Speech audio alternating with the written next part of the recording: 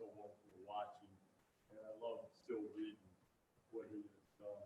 I had the pleasure of meeting his family, and I know they're just been through some tragedy, but the Borton family, as we all know, is a great, great family. I'm so thrilled to introduce the 1981 graduate, the legacy today, John Borton.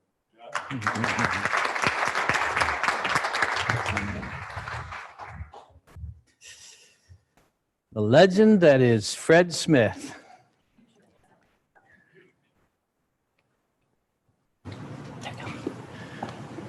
Fred is a great friend and someone who has been here and done some wonderful things over time. And he's also a fellow white knuckle flyer on the single worst flight I have ever seen and ever experienced. Back in the 80s, one of his excellent basketball teams was headed for the NAIA Nationals down in Kansas City. And he was gracious enough. I was working at the Daily Telegram at the time. And Fred was gracious enough to allow me along on the flight. It wasn't as big a favor as I thought. Because that small plane was bouncing all over the sky. I mean, I've never been in anything that jumped that much. And I'm not a nervous flyer, but I was that day. And the thing about it was, he had several young men on his team that had never taken a flight on an airplane before. And it was one of those deals where you get on the tarmac and they wheel to a stop and they roll out the rolling staircase. And I will never forget some of those fellas coming down the stairs, hitting the tarmac, hitting their knees, and kissing the ground. Fred and I were too savvy to do that, but we wanted to. So thanks, Fred. I appreciate it.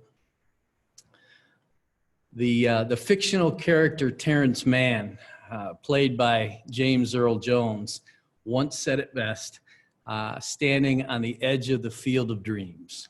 And I'm sure most of you have seen that and seen that iconic scene where he talks about building memories that would be so thick that you'd have to, quote, brush them away from your face. And that's what I experience every time that I come to this place. From the lifelong friendships that I have made to the lessons that have stayed with me ever since, this venue, Siena Heights University, will always conjure up memories that are as thick as the morning fog when you hit it going out of your driveway. They have helped me see through a 40-year career in communications, including a decade at the local newspaper here, and then 3 more up in Ann Arbor. They've taken me to every corner of the country, chasing the fortunes of the University of Michigan athletics teams for the Wolverine magazine and now the Wolverine.com, because everything is a .com. We talked to the wonderful people that have hosted me here, and took me out to lunch and to dinner, and we were talking about all the changes in the course of communications and how it used to be just, all right, I've got a deadline 2 weeks out from now and I've got 3 stories to write, a column, these notes. Not anymore. 24/7, 365, and you either are in it or you get out. And when it changed, I saw plenty of people get out, but I've stayed with it, and we've seen so many changes over the course of time. So if you go to the Wolverine.com any day of the week, you will find me doing things I never could have imagined doing, including podcasts and things like that. But that's the business now. But more than just the memories and the interactions and the things that I learned here, which was plenty, because this place afforded me the chance to do so many different things. And I'll talk about that. But they have guided me through so many of life's interactions. I honed in this place so many of the beliefs and the interpersonal pathways that go so far beyond writing a story about a football game, no matter how big it might be perceived to be in a world of often manufactured magnitude. Yes, I have been to a half dozen Rose Bowls. None lately, as you Michigan fans might know. I've been to several NCAA basketball Final Fours and championship games, and these were all national news, gripping the sports world and spoken about endlessly on television networks as the bowl season approached or March Madness heated up. And I'll say as an aside, we talked about this today as well. There are a few sights that are prettier than sitting in the press box at the Rose Bowl and looking out over that stadium as the sun goes down behind the San Gabriel Mountains beyond the rim of the stadium. Just one of the most beautiful sights in sport, and one that we haven't seen in a while. I'd like to get back there one more time before I stop doing what I'm doing. But more than that, I've seen athletes in the sports that are highly adulated and those that are relatively ignored join together on Thursday nights to go to Mott Children's Hospital in Ann Arbor and touch the lives in ways that the one shining moment they talk about in basketball pales in comparison. I've seen young kids with cancer and a host of other very, very serious illnesses given a reprieve just for a night, just by an encounter of somebody that they've watched playing ball on television. They felt cared about by a local celebrity, sometimes a national celebrity. One of Brian Greasy goes to Mott, and he's in the middle of winning a national championship as the quarterback at Michigan. And he takes the time to bend low and take a hand of a young child who's so very sick. That's bigger than any game. I've seen the athletes changed as well. They see how very easily the privilege that they have known all their lives and how fluidly they move, how different it could be. And it affects them, and they want to come back, and they make friends, and they want to reach out. And that's special, and I've gotten to write about those things, which I think if it wasn't for those things, I wouldn't have been doing what I do for 30 years. It's one thing to win a championship. It's another thing to be a very special person and to be able to tell those stories. And that's what I enjoy so much. Let me read you part of an ESPN piece from a few years back involving Patrick Omami, a 300-pound Michigan offensive lineman. Her hands are dwarfed by his, but there's something about Faith Falzone's tiny fingers resting in the calloused palm of Patrick Omami that looks just right. He's a Michigan football player. She's a patient at the university's C.S. Mott Children's Hospital. He's a college graduate. She attends first grade when her illness allows. They seemingly couldn't be more different, but in an odd and perfect way, they just fit. Omami couldn't care less about dolls and nail polish, but when he's visiting with Falzone, it matters. And Falzone doesn't care much for football, but she wants to know how practice was and whether the line is playing well. They met when Omami was visiting Mott on Thursday nights as part of Michigan's From the Heart, a program that brings volunteer student athletes into the hospital to visit those very sick patients. Falzone was very sick. It had been more than 2 years since she'd been diagnosed with hyperganglionosis, an incurable disease that keeps her body from absorbing nutrients or fluids like a normal child. A simple cough or cold can put Falzone in the hospital for days or weeks as her body dehydrates itself. It's easy to take things for granted, Omami said, but you see the struggles she's going through. They're so much more profound. You look at yours and you realize that what you're going through isn't that big. This story is unique regarding the particular individuals involved, but these friendships are made and honed every single week by Michigan athletes visiting Mott during the course of any given school year. They're the real stories that matter, and you can encounter them in every walk of life. This place and my own upbringing in it made me care more about those stories than the result of any sporting event ever contested. Now, don't confuse that with not caring about the results. I'm still a little salty about the New England Patriots' early exit from the NFL playoffs. They've been my team ever since Tom Brady went from the University of Michigan to the Patriots, and I wanted to see him get that 7th championship ring.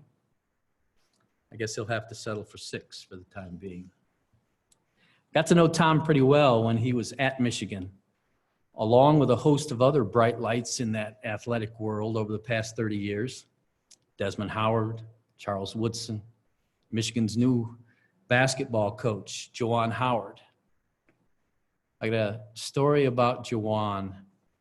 When I showed up, months removed from covering events like a Britton Deerfield basketball game, nothing against those, but it's a different venue, it's a little bit different expectation. And the Fab Five, for those of you basketball fans out there, were freshmen at the University of Michigan, my first year. So we're sitting in the locker room, which was accessible those days. Now you do everything through the big press room, but we were in the locker room. And here's Juwan Howard, all 6'9" of him, Michigan's new basketball coach now, but then an 18-year-old, and yet a very prepossessed individual, seemingly, that could almost be a little bit intimidating, certainly on the basketball court. He's sporting a Fu Manchu, fresh out of high school, and that is certainly more facial hair than I've managed in 30 years of sports writing. And I'm peppering him with questions, and he is patiently answering them. And we get almost all the way through, and I think I'm done, and I say, all right, just one more, Juwan. And ask him a question, and he patiently answers that one. And I start to walk away, and I said, I'm sorry, I got one more. And he's sitting on a stool, and he wheels, and he glares at me. And he said, I thought you said just one more question. Now, I wasn't preparing for a career at 60 Minutes later on. So I thought, well, you're right. And I started to move away. All of a sudden, he absolutely bursts out in laughter. doubles over and said, "I was just messing with you." And it's fun and ironic to be asking him questions 30 years later as the head coach. But I remember interactions like that. And here's a little known fact about 6'9" Michigan basketball coach Jawan Howard. His grandmother provided him with one of his first beds. She didn't have a whole lot. They were in Chicago, and she pulled out the bottom drawer of a dresser and lovingly placed a blanket in there for him. And that was his bed. You have to have a mighty big dresser now to get that done. But amazing stories, again, far away from the basketball court or the football field. You might not even know some of the names that I'm going to throw out there, but one of them's Corwin Brown, who was a Michigan football safety in the early 90s. He witnessed close friends of his shot to death in Chicago when he was growing up. And we sat at length and talked about how difficult that was, and then how he faced in later years issues that developed from his own debilitating battle with the CTE and the concussions that are so much of concern these days in football. One of my all-time favorites at Michigan was Jason Avant, a wide receiver who went on to play for many years with the Philadelphia Eagles in the NFL. As a junior high youth in Chicago, he sold drugs on the street, despite family members loving him and praying for him and his future. He ended up coming to faith before he came to Michigan, and he became an incredible, outspoken leader among the Christians on that football team in the early 2000s. He carried his faith and his care for others throughout his college life and then throughout his professional career, and he was just great. I remember at one point, my own son was a big Michigan fan, and he would look at players and gauge them early on by their abilities on the field, and that was all right. But I cautioned him, you know what? Admire them for what they do, but don't make heroes of them, because they're young guys and they make mistakes, and they have trouble in real life. And he got to understand that as he went on. And I told him at one point, you know what? If you want to emulate a guy and follow what he's doing, take a look at Jason. Take a hard look. And I got to tell Jason that out at a Rose Bowl one time, and he just lit up, and that meant a lot to him. But to be able to tell some of these stories has always meant a lot to me. Zach Adamy, one of the least talked about starters from Michigan's 1997 national champions, he once described to me in great detail duck hunting trips in Arkansas with his father very early in the morning. And I remember telling that story, and that relationship meant so much to him that he was one of the athletes that came back to me and said, thank you for that, because that means so much to me.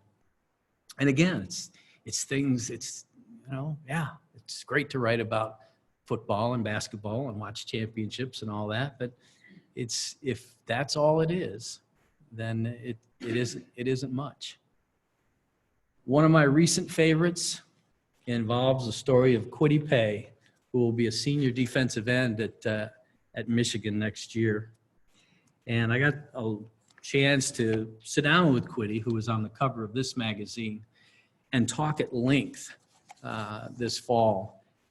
And I want to read you just a little bit of a story that appeared in the Wolverine that I wrote about his journey, which, again, we talked about football, but as a secondary matter almost in this.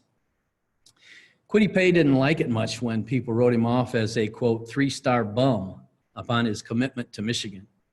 The Wolverines' burly junior defensive end didn't linger on the sting. He had places to go and much worse places from which he'd come, even if he didn't remember. His mother, Agnes Pay, gave him life and quite literally saved his life, her son freely shares. The diminutive refugee from Liberia doesn't even reach shoulder height on her 6'4", 277-pound offspring. But she stood tall for him when he could barely stand, giving him a chance to that he's parlayed into playing college football at the highest level and most likely beyond. My mom said I basically got away from death, Pay said.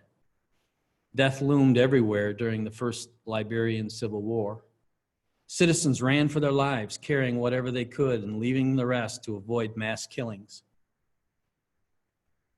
He says, I've seen videos and movies of what was going on there at the time. My mom was saying there were times when she was scared for her life. She would tell me stories of how she would wake up in the middle of the night and her village would be on fire. There would be rebel shootings and killings of all the members of her tribe. She would go into hiding, wandering in the forest for days without food and without water. I'm like, wow. My mom really sacrificed a lot. She's really gone through a lot to get me where I am today. My mom is so small, I just look at her and think, wow, I can't believe you did all that. She survived the whole war and brought me and my brother from a different country. He was around 2 years old when they came to the United States. And remember Quiddy Pay, because you're going to see him, those of you who watch football, as a standout, probably an all Big Ten football player for Michigan next year, and after that in the NFL. But hopefully when you do, you'll think about the story behind that, and he's way more than a football player.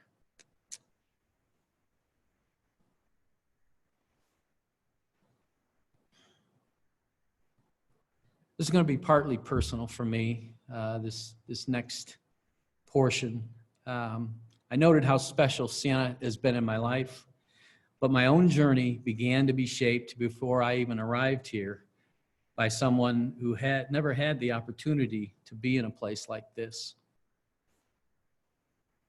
We laid her to rest yesterday. Helen Borton, my 96-year-old mother, was one incredible, amazing, dynamic woman. She lived through the Great Depression in her childhood. She lost her own father in a car accident when he was only 10 years old. She lived through World War II, faithfully guiding my father through a 10-year battle with Alzheimer's disease. And she nearly lost my brother, my older brother, in a devastating auto accident. Despite all of that and many other challenges, she remained the most upbeat, joyful, pleasant person that I have ever known. She celebrated her 80th birthday by parasailing in Florida. You want something that'll give you a little motivation? There you go. She spent 16 more years loving her family and friends, traveling to Hawaii, Maine, Nova Scotia, and Sedona, Arizona, flying to Sedona, Arizona as recently as this last October. I bring her up here in this setting because she taught so many unspoken lessons, ones that were reinforced in this place and carried through to a professional life that involved dealing with so many different personalities. I'd like to just share a few and follow this thread all the way through. Work and achievement matter, but people matter more. I caught that lesson early on from my mother, whose boundless good humor saved me a few times along the way. One of those involved a makeshift basketball court at our home. I shared this with our at her memorial, but I'd like to share it again because it so underscores who she was and the good humor that she injected into me and to my family. We had a back room that my father had a office desk in it, a filing cabinet, and it was just so that if you took a wooden wastebasket and jammed it in between the filing cabinet and the wall, it made a perfect basket holding a full-size basketball. So I'd fire in shots from all over the place. I had every angle down on that particular court. And but the issue was one day my timing and my accuracy were not good. I fired a long shot off the corner of the steps that led into the main part of our home. Ball bounces up into the air and it's coming down. As they say in gymnastics, it stuck the landing. Only it stuck the landing in a platter of chicken that my mother was bringing that she had just made, and it was fresh, and now it had a basketball implanted in the center. My dad was a wonderful man and full of good humor himself, but he could also be a stern disciplinarian, and such things he might not take without a little commentary. My siblings were looking on, thinking, oh, this is going to be good. And I just flat out thought, I'm dead. My mother took a long pause as she held that chicken with its new chicken garnish. And then she just burst out laughing. I mean, she found that so funny. She laughed and everybody laughed along with her because for her,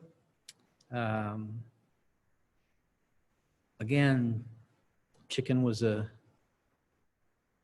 important to serve her family, but her keeping the peace and just setting a lighthearted tone made a difference, was way more important. And that totally diffused that situation. I found that good humor and that supportive nature in this place as well, in people like Sue Matich-Hager, who is here tonight. And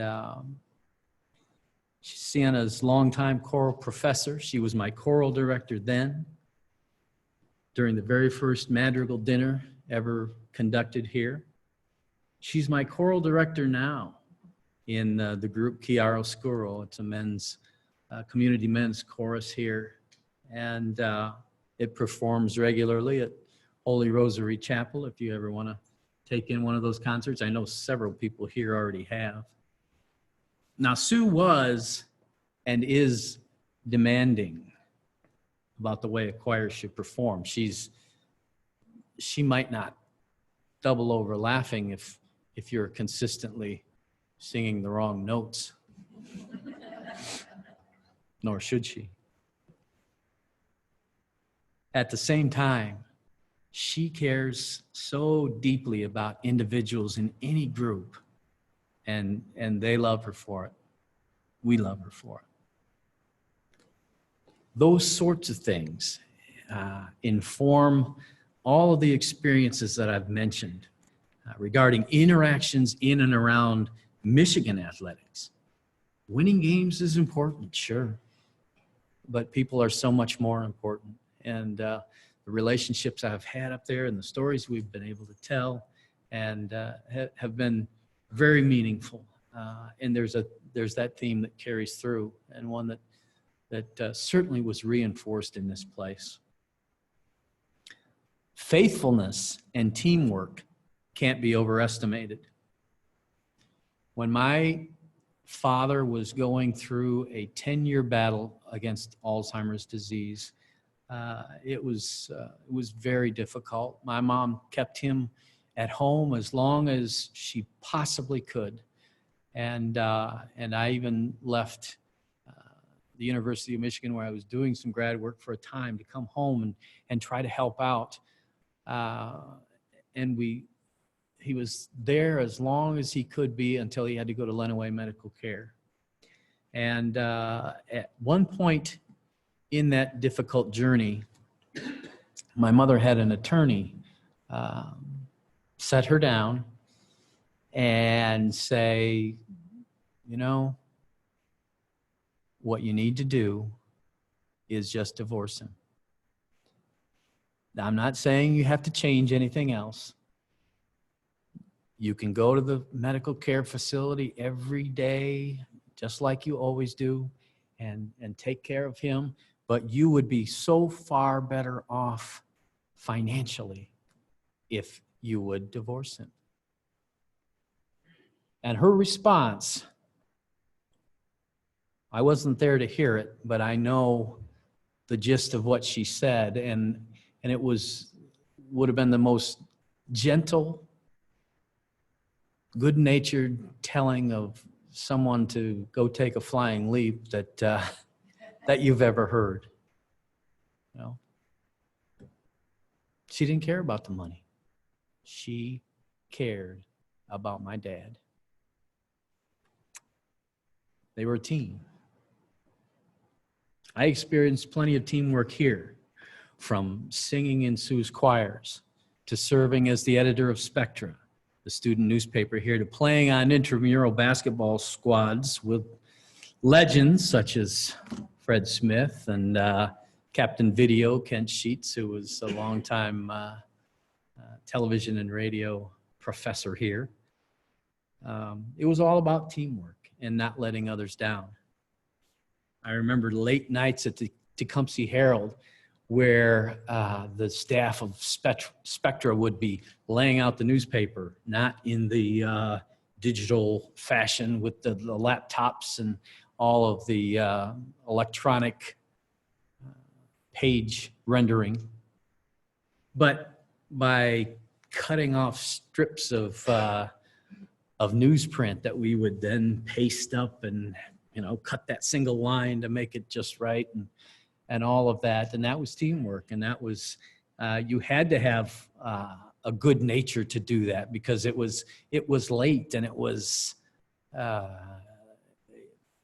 know, it wasn't always fun, but it was quite often fun, quite often funny, and it was quite often a way to prepare for the fact that what I was going to end up doing when I got out of here didn't involve all 8 to 5 or 9 to 4.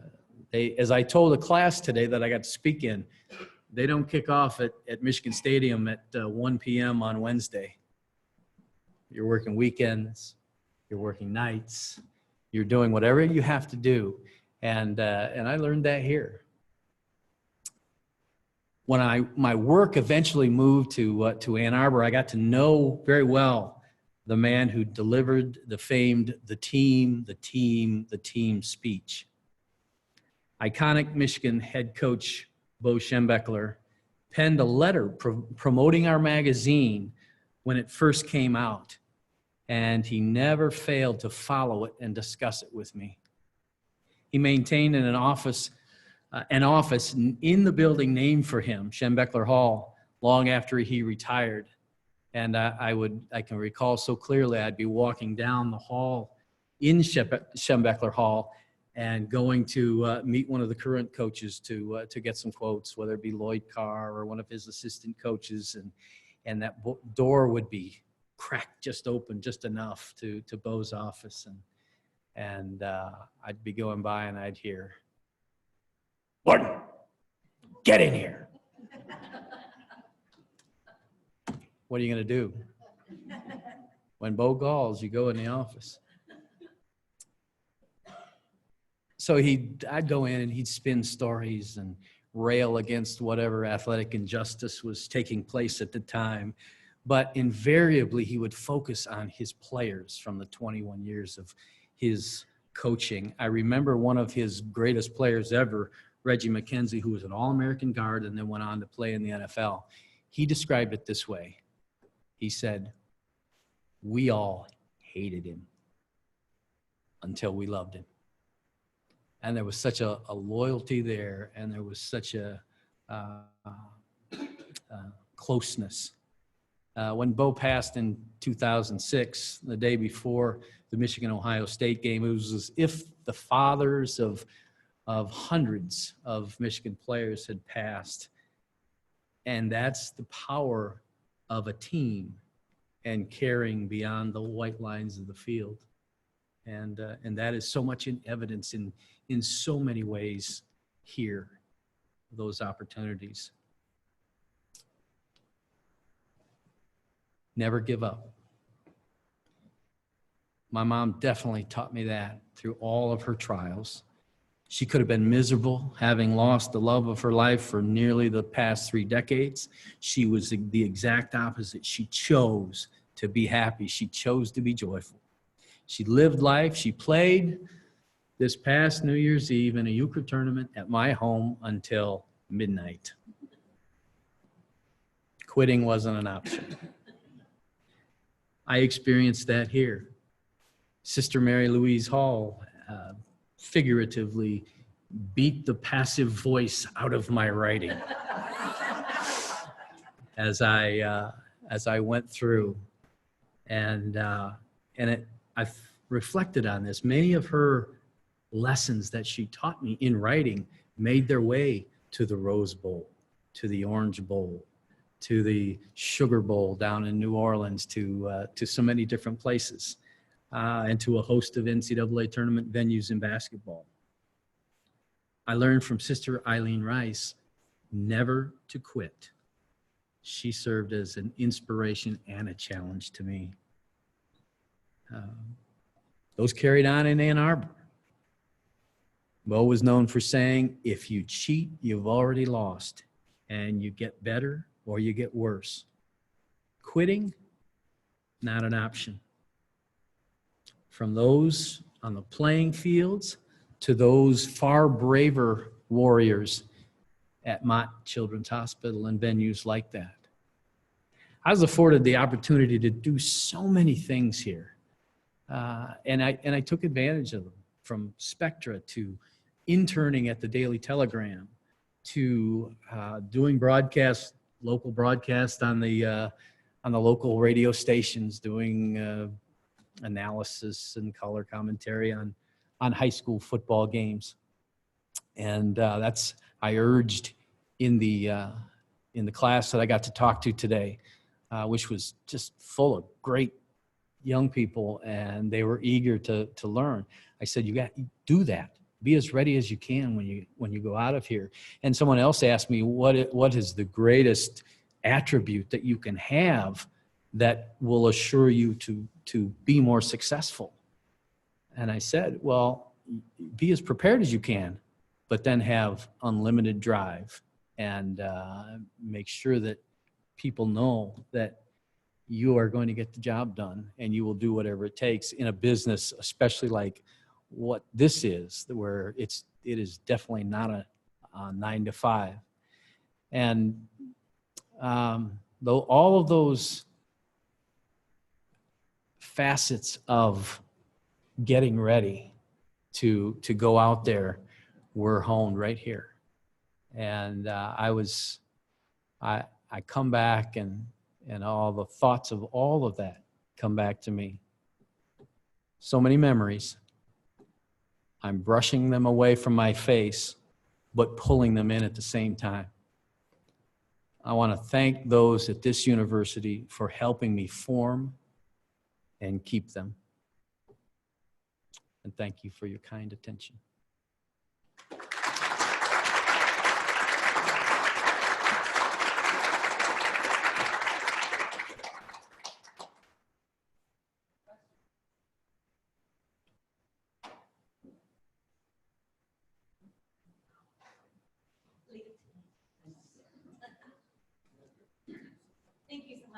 John, not talk loud, coach you.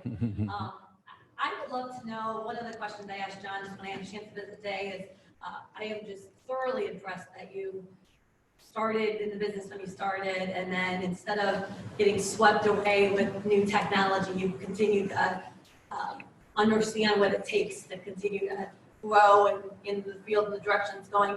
What are your thoughts about where it could go, or what's coming next? And is there anything that you're thinking about to prepare yourself, or are you just ready? I'm too experienced at this point to prepare myself for anything more. Well, the thing is, and we talked about this, you had a decision to make at one point when it turned from print to podcasts and to doing radio and doing television and doing Twitter. And I told my daughter, I believe me, I never imagined myself tweeting anything. But that's it. If you don't do that these days, that and Facebook and all these interactions, you're falling behind. In some of it is self-promotion, which I'm not a big fan of. But it's the business right now. So where is it going? We like to joke in the office that one day they're going to plant the computer chip in your head so that readers can just get your thoughts about the game as you think them. But as I told the kids in the class, be ready, be versatile, be prepared for anything, because there will be change and you will face that decision. Okay, am I going to roll with this and grow, or am I going to say, nah, I'm not going to do that? And that carries over into so many fields. That's not just communications. So.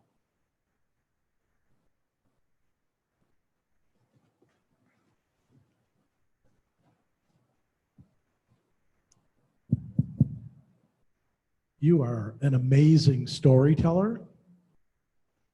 How do you, when you meet someone for the first time, get them to tell that one particular story that touches you? It's harder than ever these days. I'll tell you that right up front, because when I started in this business, there were so far fewer media entities covering, say, Michigan football or basketball.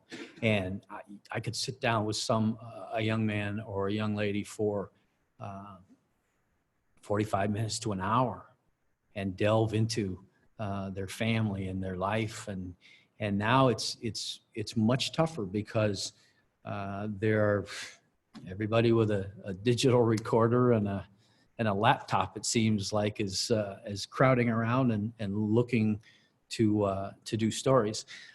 So in the time that you have, first of all, do a little research and know if you can find out some things that you would like to go into there. Don't go into it cold. Don't go into it just, okay, well, tell me about yourself.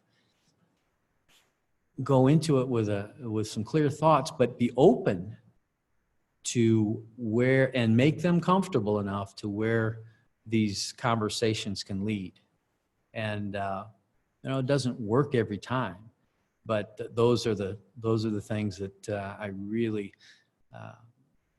after. And it's a matter of making people feel comfortable and trusting them. In part, and I will say this, I'll just add this.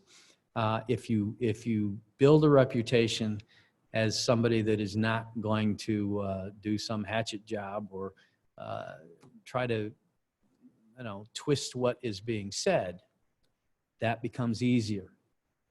We have built that reputation with the University of Michigan, with the coaches and all, and so if the PR guy for Michigan football says, okay, this guy from the Wolverine wants to talk to you, he is more likely to have that tone of, he's okay. You know, you don't have to be so much on your guard.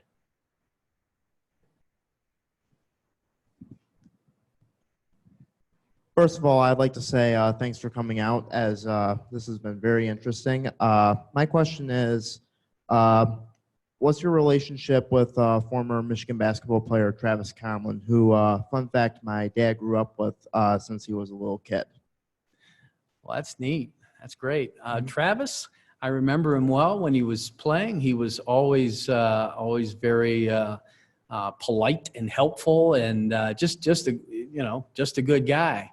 But when he left, boy, I didn't see him for years, and I ran into him when he came back for a game one time, and it was just fun to see him kind of light up when you see somebody again, and him remembering the publication. Yeah, you guys, you do the Wolverine, and I remember him as a very good outside shooter and a good guy that was fun to talk to.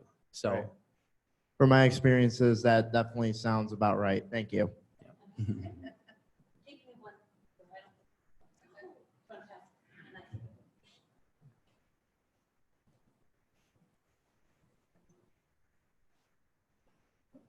Well, some things that you might not know about John that people like me do know, and Fred.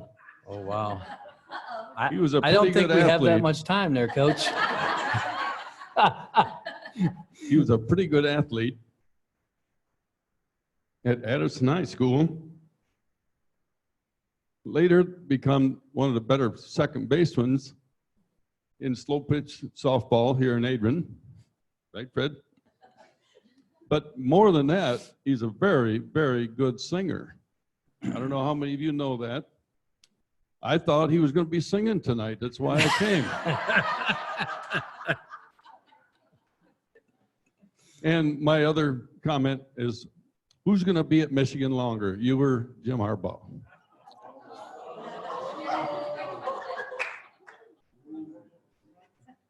I'm going with Jim on that one.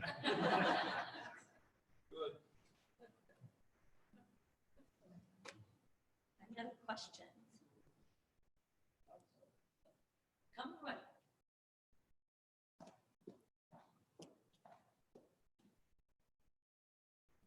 I get to see John every Thursday night. And John does all these values we talked about Frank got from his mother.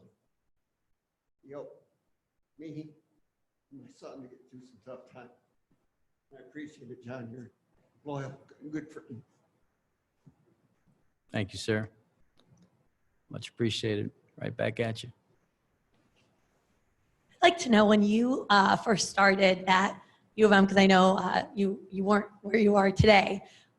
How many? I'm assuming today you have a lot of freedom with what you get to do. But when you first began and you turned things into whoever was in charge at that point, how many times did you get shot down or asked to rewrite things? Or I guess I'd like to know about the beginning stages of you there. Yeah, that's interesting. I started in the fall of 1991, and Michigan went to the Rose Bowl that year in football, won the Big Ten That's pretty good. championship, did so the next year. Michigan basketball went to the Final Four in the national championship game that year, did so in 92. I thought, this job's easy. But as far as the feedback I got, I worked all these years for a man that, let's just say he has very high standards. And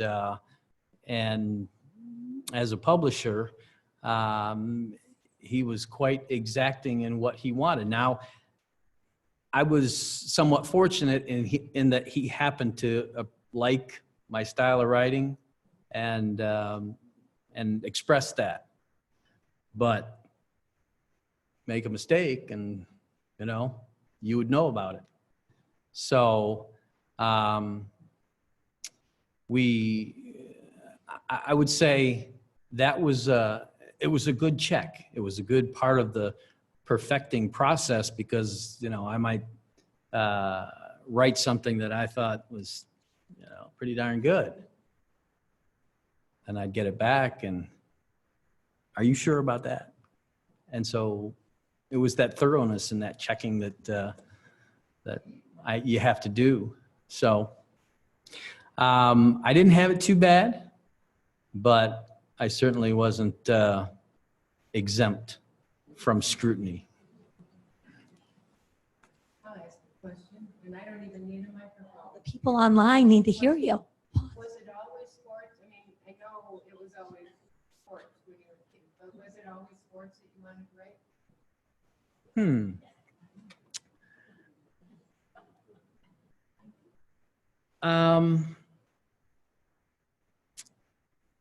I would say that I wasn't, when I was younger, I didn't know for sure that writing was going to be what I did. So I guess what happened was I was decent at writing, enough so that, as I told my wonderful hosts at dinner tonight, I was able to function quite well if I got late in the game and I had a paper due.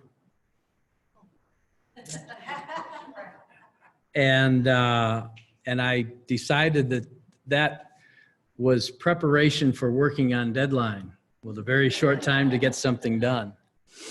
And so, but I had the ability to write. I had the love of sports. Those kind of just collided. So yeah, I could have gone in different directions, but and the other thing about it is, and I think I kind of touched on this, had it been just sports, had it been just championships, just football games, just basketball games, I don't think I could have done that for 30 years. But there's so much else about real life and real people and real very meaningful stories that you can get into that. So I think that's what maintained it.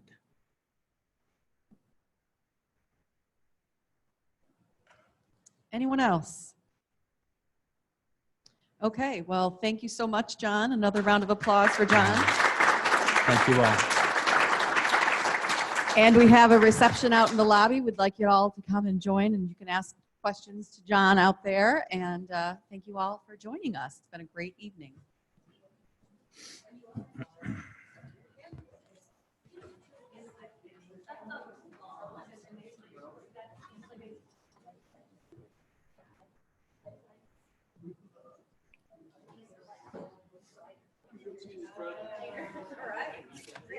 Thank you very Let me much. unmic you. That was painless, right? Painless. That was painless. Very Thanks for nice. everything today. It was Oh, great. you bet. It's been a lot of fun. I'm gonna put this away and that away. And like I said, the reception's right in the lobby. All right. And Excellent. your fans await. Mhm.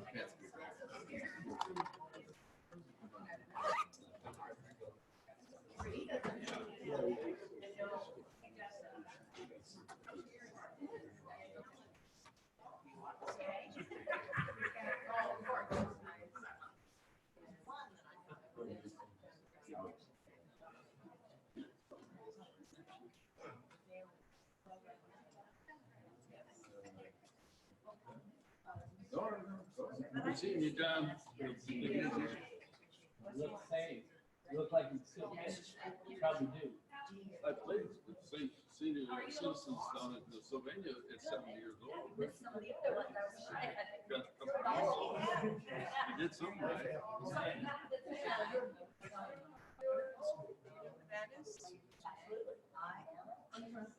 Oh, yeah. I'm sorry. Not for, not you, not me.